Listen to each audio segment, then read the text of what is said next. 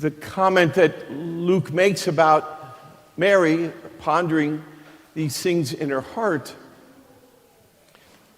made me think of something that John Paul II wrote. I want to read you a little part of it. It's something he wrote on the rosary of the Virgin Mary. Mary lived with her eyes fixed on Christ, treasuring his every word. She kept all these things, pondering them in her heart, quotes Luke.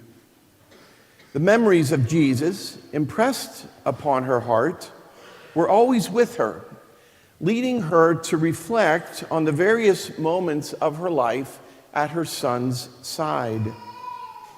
In a way, those memories were to be the rosary, quote unquote, which she recited uninterruptedly throughout her earthly life. Even now, Mary constantly sets before the faithful the mysteries, quote unquote, of her son. And the church there, when she uses mystery, as in the mysteries of the rosary, does not mean what we commonly use the word mystery for, nor does she quite mean, say, let us acknowledge our sins to celebrate the sacred mystery. There's something different there. But mysteries in there, you might put events in place of that word. But more than just events, we're not just remembering, oh, he did this and he did that. But it's events that can lead us into a deeper understanding of God.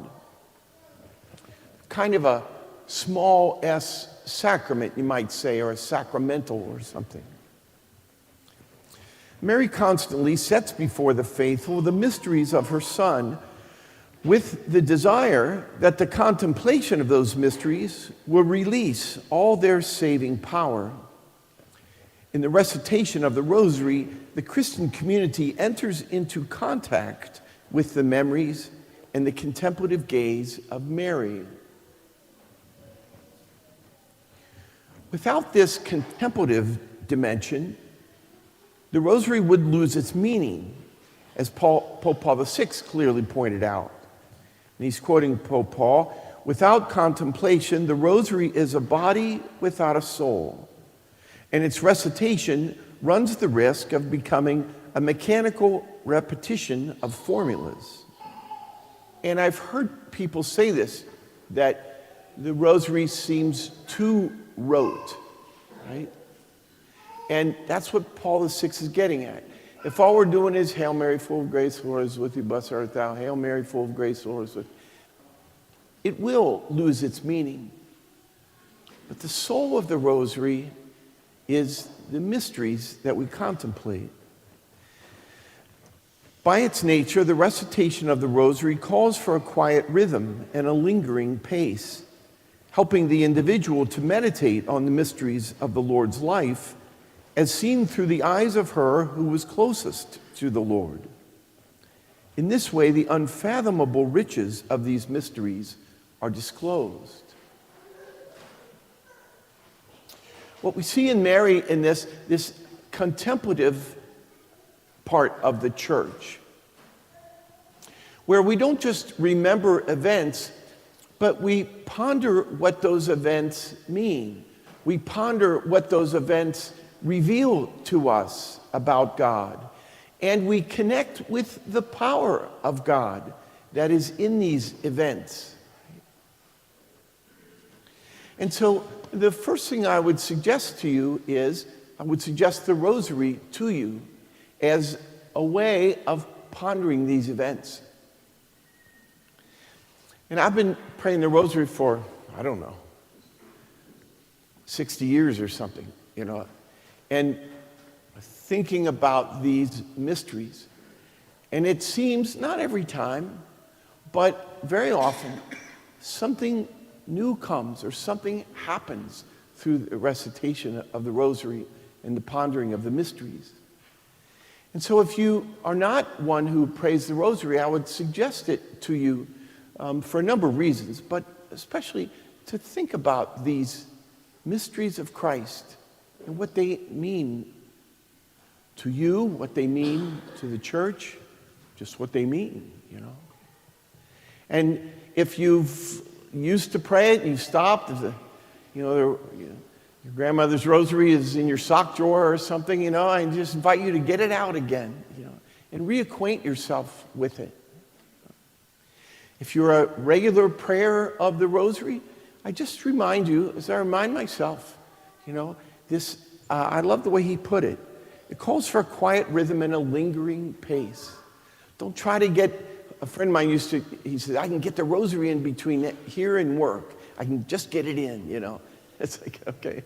I mean, it's not evil or anything, but slow down. Take your time and meditate on these, But secondly, I would suggest this to you. I would go a little further.